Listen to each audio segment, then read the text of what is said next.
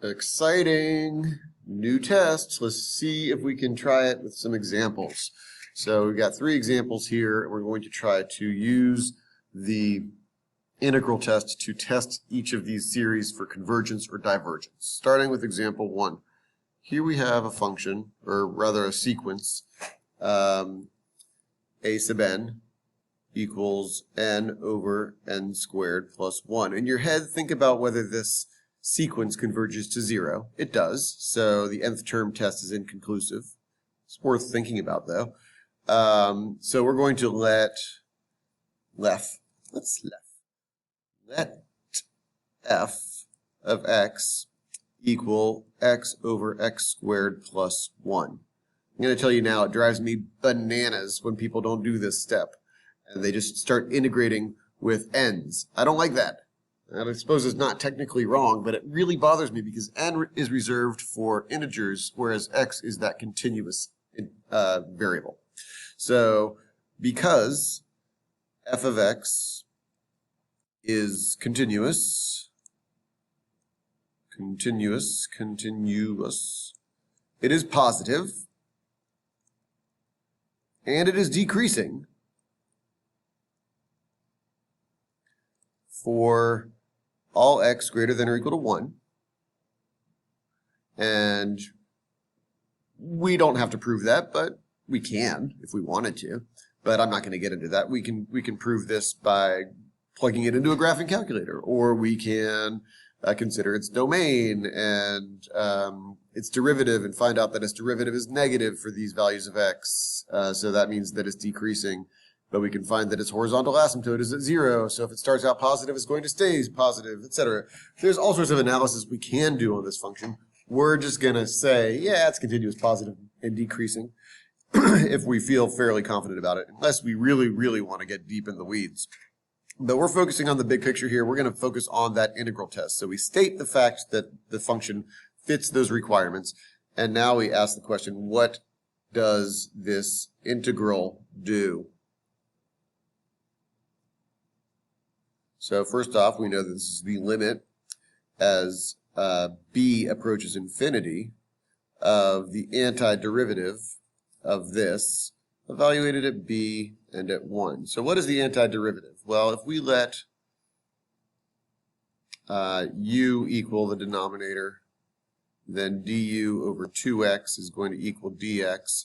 So that means that the integral of x over x squared plus 1 dx is going to equal the integral of x over u times du over 2x. The x's cancel out. We factor out a 1/2 and we get a natural log.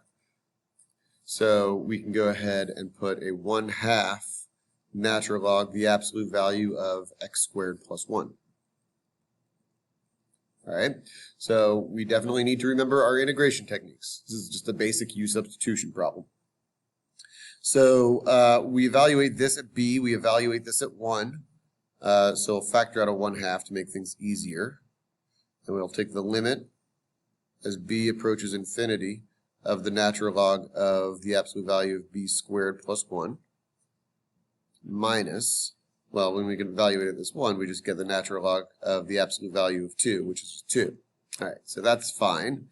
So this is a constant that we don't need to worry about. What we need to worry about is this limit. So as b goes to infinity, b squared goes to infinity. So b squared plus 1 goes to infinity. So we're taking the natural log of infinity minus the natural log of 2. Now we know, based on many discussions in the past, that the natural log function grows without bound. There is no ceiling. This function grows forever, so that means that this this improper integral heads to infinity. This diverges. So because the integral from 1 to infinity of f of x dx diverges, so too does the series. We can conclude that the series from 1 to infinity of n squared plus, or n over n squared plus 1 diverges as well. And that's how the integral test works. If the instructions didn't say apply the integral test, then I would say that this diverges by the integral test. All right, so whatever the integral does, so too does the series. All right, so that's one example in the books. All right, let's try example 2. Very similar sequence. We changed the numerator from n to 1. So let's, in our scratch workup, well, let's go ahead and start this. We're going to start off with a sub n equals the sequence 1 over n squared plus 1. We're going to let f of x equal 1 over x squared plus 1. So we're going to consider, we're going to state that f of x fits the requirements. It is positive,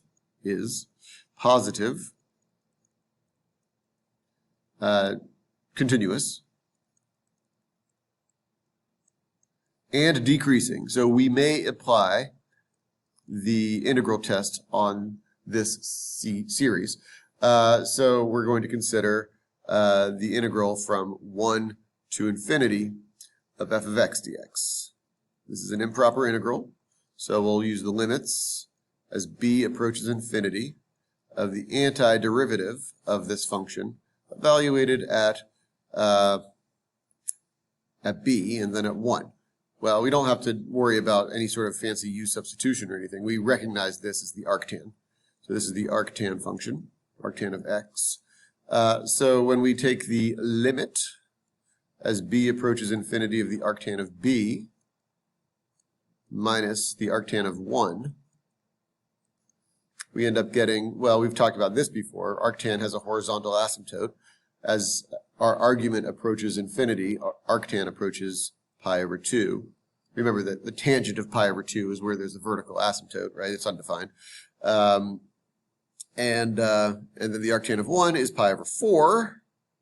So when we subtract, we get pi over 4. Aha! Which means, well, this is converging because the integral converges. We can conclude that the series converges. The series also converges by the integral test. Now, resist the urge to say that the series converges to pi over 4. It does not converge to pi over 4. It converges to something that is somehow related to pi over 4, but it is not, this sum is not equal to pi over 4. It's tempting to assume that. But because this is finite, that's as far as we can go. Until we start talking about remainders, which I'll do in the next video. We can talk about how good of an approximation each partial sum might be. All right, one more example in this video, though.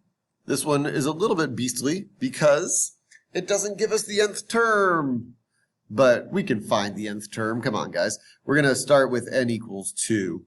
That makes it easy, right? We don't have to start at n equals 1. We can start at n equals 2. So n equals 2, 3, 4, 5.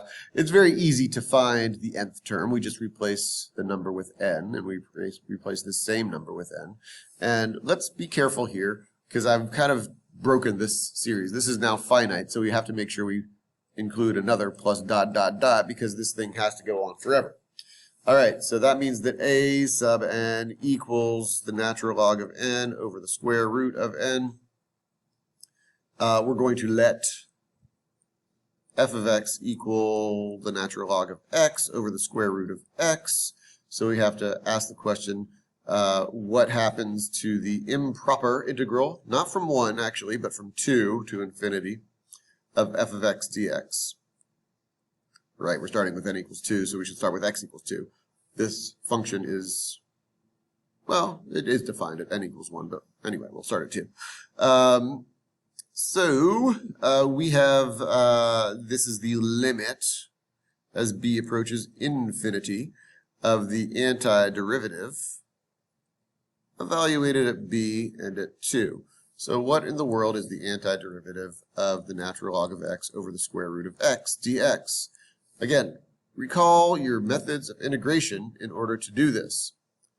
In order to du this, right? So you might recall that natural logs and polynomials work nicely together with integration by parts, right? So what if we let the derivative, the thing that we have to take the derivative of, in other words, u, equal the natural log of x? We really like taking the derivative of the natural log of x because it gets rid of the transcendental messiness of natural log. So if that's going to be our u value, then our dv value has to be the rest of this, right? The square root of x in the denominator. Don't leave out the dx. Du is equal to 1 over x. Don't leave out the dx. V, antiderivative of this, is going to be 2x to the 1/2. So integration by parts yields u times v, so natural log of x, times 2 times x raised to the 1/2, minus the integral of v du, 2x to the 1/2 times 1 over x dx. And if we clean this up a bit, we get 2 root x times the natural log of x minus 2 integral of x to the negative 1/2 dx, which is kind of nice. We just did that integral. We got 2x to the 1/2. So we're going to get 2x to the 1/2 a second time. We're going to multiply that 2x to the 1/2 times another 2. We'll get 4x to the square root of x. We do have the plus c in there. I'm going to go ahead and factor this, but I'm not going to worry about the plus c because this is part of a different problem, right? This is part of the improper integral problem, so the plus c's are just going to be irrelevant anyway. So this appears to be the antiderivative of our function, so we can take that 2 root x times the natural log of x minus 2, 2 root x times the natural log of x minus 2, and evaluate that limit. So we're going to take the, well, I'll take the 2 out, why not? And then we'll take the limit as b approaches infinity of the square root of b times the natural log of b minus 2. So we have to evaluate that limit. And then we're going to subtract the square root of 2 times the natural log of 2 minus 2. Okay? We're not going to subtract 2 minus 2 first, right? As the natural log of x is one term, and the plus a negative 2 is a second term. All right, so anyway, this is just a finite value. We don't really care about that. That's not going to change anything. The only thing we have to ask is what happens with this limit. So we've got 2 times, well, square root of b grows without bound. And the natural log of b grows without bound. Constant. So we have infinity times infinity, because the minus 2 doesn't matter. So this is infinite. We're subtracting a constant, so it's still infinite. We double that, so it's still infinite. So we have a diverging improper integral. So because the integral diverges, we say that the series, which was natural log of n over root n, also diverges